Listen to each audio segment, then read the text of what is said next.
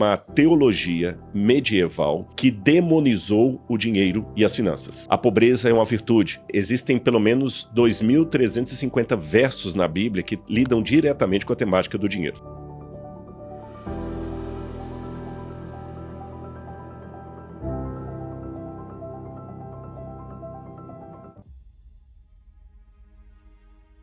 Por exemplo, o Tiago, que você conhece muito bem, né? Já gravou inúmeras vezes com ele. Eu lembro que ele começou a ler a Bíblia por Provérbios, do Salomão. Exatamente. Porque ele viu, poxa, isso aqui parece mais próximo da minha realidade, quem mexe com dinheiro, com negócio. O Salomão, segundo a Bíblia, foi o mais rico que já existiu. Então tem muito mais lá do que em outras áreas? Como que é? Salomão fala muito de maneira mais sistemática, porque Salomão foi um grande administrador.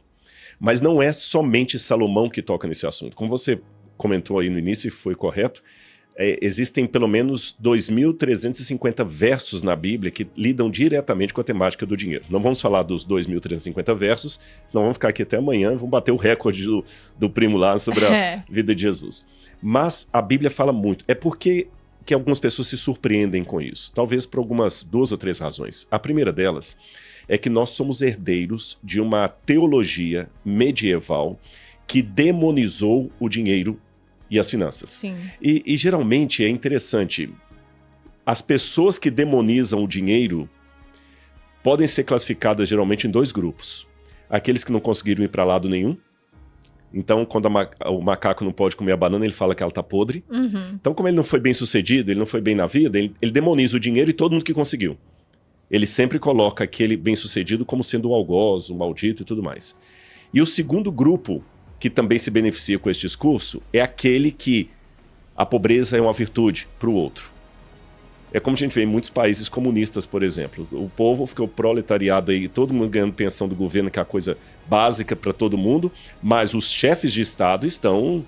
Eles se beneficiam da tristeza do Fidel Castro não comia o que os cubanos comiam. Você está entendendo?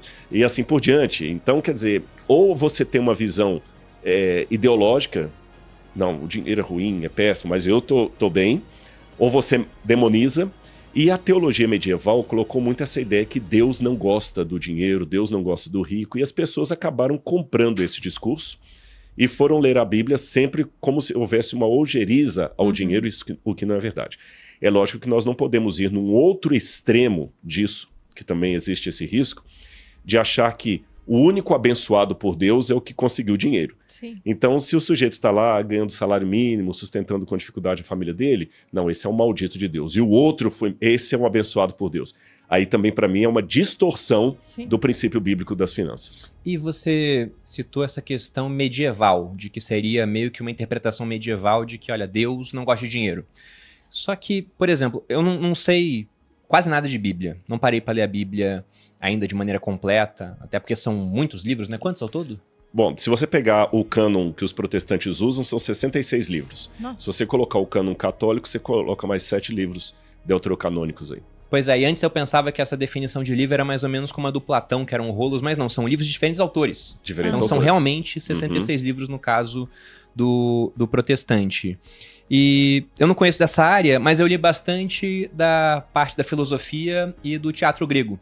E aí me surpreendeu bastante quando eu peguei a trilogia tebana, que é uma peça muito antiga. Ela foi baseada em um poema chamado Tebaiada, mais antiga ainda, mas eu peguei aquela que foi feita por Sófocles. E se eu não me engano, ela é de 2.400 anos atrás. Sófocles é o quarto, quinto século antes de Cristo. Pois é. E lá mora um personagem, o Creonte, que era o tio do Édipo, né? Então, porque mais complexo de Édipo vem dessa peça da trilogia tebana. São 3 histórias, eu tava na última, na Antígona. Uma hora ele se refere ao ouro, que era moeda na época, como o vil metal. Eu fiz uma nota no meu celular que eu falei, caramba, o cara no 4º século ou 5º século antes de Cristo tava se referindo ao ouro como uma coisa má. Então, essa interpretação de que o dinheiro é ruim não é algo exclusivo, por exemplo, que veio da cristandade ou, anteriormente, dos judeus. Os gregos, que tinham pouco contato com essa cultura na época, tinham uma visão parecida também. O que eu acho bem interessante. Mas por que você coloca essa questão medieval? Há uma diferença. Quando você pega o Creonte, o personagem do Édipo, que fala do vil metal, lembra que, na época que isso foi escrito, o ouro tinha...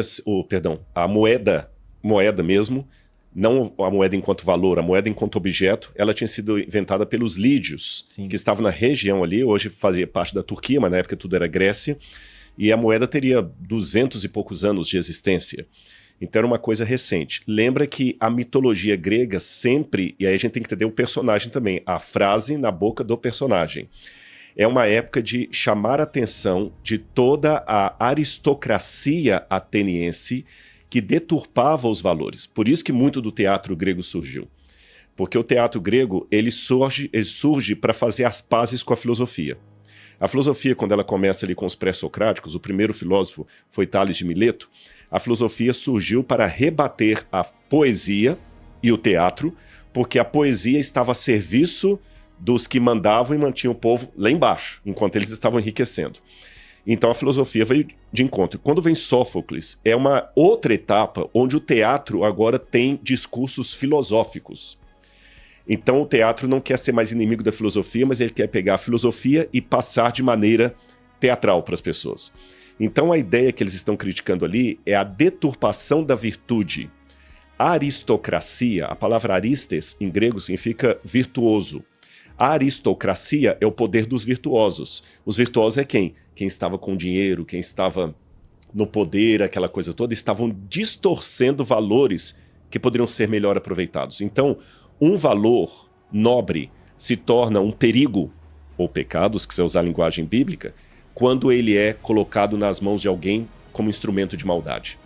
Lembra que o próprio Édipo, ele está constantemente desgostoso com a vida, porque ele já estava apaixonado pela mãe, Jocasta, mata o próprio pai, ele termina, inclusive, rasgando os 2 olhos e saindo pelo mundo quando ele descobre as verdades dele. Então existe um pessimismo nessa literatura ali, que é uma maneira de falar do pessimismo da estrutura social da aristocracia. A denúncia que é feita na Idade Média é diferente dessa. A denúncia que é feita na Idade Média é a seguinte: o dinheiro é uma maldição em qualquer situação. Sim. É diferente do grego. O grego estava criticando a distorção da riqueza. O mundo medieval estava criticando a riqueza pela riqueza. E criticando de uma maneira muito, como eu falei, né? Porque os bispos, os teólogos estavam comendo à vontade enquanto o pessoal passava fome. A monarquia também era a mitra e a espada. Aí o que acontece? Tanto é que a Revolução Francesa vai eclodir com a queda da Bastilha por causa disso. Então é um outro fenômeno. Qual é o resultado disso na Idade Média? Vai ser justamente a chegada do capitalismo. Que o capitalismo tenta, de certa forma, redimir a visão de riqueza. E o capitalismo é a criação do protestantismo. Vocês sabem disso. O capitalismo você tem... O pessoal fala muito da ética protestante. A ética protestante, é um fruto do protestantismo. E o capitalismo vem para justamente dar uma outra visão, e depois, quando o capitalismo também é questionado, aí você tem Karl Marx com a dialética da luta de classes, que vai dar origem ao comunismo, ao socialismo. Bom, só citando o pessoal que não sabe nada da questão do Édipo, que eu citei rapidamente aqui e o Rodrigo completou, vou dar um spoiler, mas a história tem 2.400 anos, então acho que a gente está autorizado a fazer esse tipo de coisa por aqui, não é? Não tem ninguém vivo para processar. Pois é, exatamente. Então qual é a história do Édipo? O Édipo, ele é um herói grego. Ele nasceu filho de um pai chamado Laio, né, e da mãe Jocasta, e havia uma profecia que dizia que o Édipo iria matar os próprios pais. Sim. Que era uma maldição familiar. Ele ia matar o pai. Aliás, o pai, exatamente. Aí o pai, ele falou, olha, então vamos me livrar dessa criança. Ele furou os pés do Édipo, Édipo em grego significava como pés inchados, deu para um pastor e falou, abandona num monte, porque não podia matar diretamente a criança, porque na mitologia grega haviam divindades que elas tinham exclusivamente a missão de castigar aqueles crimes intrafamiliares. Eram as fúrias, né? As erinhas. Então, ele não podia fazer isso. Ele deu pro pastor, o pastor ia deixar a criança lá, mas acabou se apiedando e levou para outros reis, em Corinto, uma outra cidade. O pai do Édipo era rei em Tebas. Aí o Édipo cresceu, virou um jovem bem forte, e aí uma vez foi falar com o oráculo, e o oráculo falou, olha, você está destinado a matar o seu pai e se casar com a sua mãe. Aí ele fugiu de casa. Só que ele não sabia que ele era adotado. Daí ele falou, não quero matar meu pai, não quero me casar com a minha mãe. Fugiu de casa, enquanto andava pelas estradas na Grécia, encontrou uma comitiva, sem saber que era um rei, e sem saber que era o pai dele, o Laio, se estranhou com o pessoal, matou todo mundo, inclusive o pai. Então cumpriu parte da profecia, chegou em Tebas, e Tebas tinha, naquela época, uma grande aflição devido a um monstro chamado Esfinge, que devorava os viajantes que não descobriam um enigma. Ele falava assim, decifra-me, eu te devoro, colocava um enigma, ninguém conseguia, então a cidade estava entrando em crise. E aí o Creonte, que era o irmão da Jocasta, da rainha, falou, quem matar esse bicho, vira o novo rei. casa com a Jocasta. E o Édipo chegou lá, ele respondeu o enigma, que era o que anda com 4 pernas de manhã, com 2 durante a tarde e 3 à noite. Ele falou, é o homem. Engatinha, quando tá novo, depois com 2 pernas, na velhice uma bengala. A esfinge se matou, se jogou no abismo, ele chegou em Tebas como um herói, se casou com a mãe, confundiu um amor que seria fraternal com alguma coisa física, teve 4 filhos com ela, e aí a trilogia tebana começa com Tebas passando novamente por maus bocados, sofrendo com uma peste, que na opinião deles era um castigo divino, porque algo havia sido feito de errado e deveria ser restaurado. E aí falaram, olha, tem que descobrir quem cometeu o crime de matar o rei Laio. E o Édipo fala, eu vou descobrir isso. Só que ele era o próprio criminoso. Então, o primeiro romance policial, triste, digamos assim. É nessa situação que ele termina vazando os próprios olhos e saindo cego pelo mundo, né? Pois é. E toda essa ideia de complexo edipiano que a psicanálise vai usar depois, era inspirada na ideia grega, né? De filhos que são apaixonados pela mãe de maneira inconsciente e tudo mais.